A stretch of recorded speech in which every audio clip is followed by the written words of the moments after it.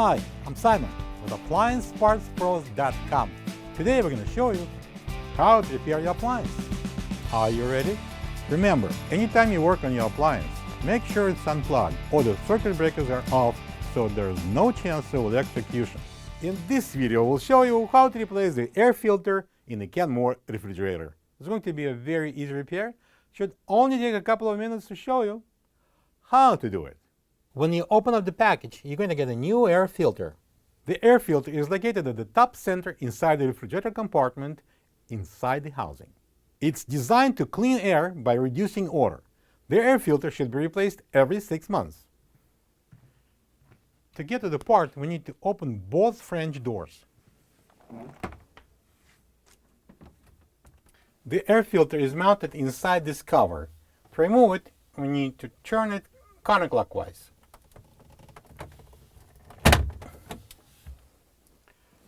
Here's the filter, and it just pulls out. This is the old air filter next to the new one. If you don't have this part, you can get it from AppliancePartsPros.com. So we're going to place a new filter right in there, press it in, and now we can install it back on. So place the cover on the base and turn it clockwise till it locks in.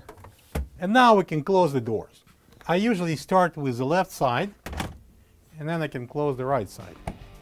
Plug the fridge back in and make sure it's cooling. Thank you for being a part of another successful repair brought to you by AppliancePartsPros.com. For any of your future appliance repair projects, please check out our other videos available on our site, on Facebook, on YouTube, and on Instagram.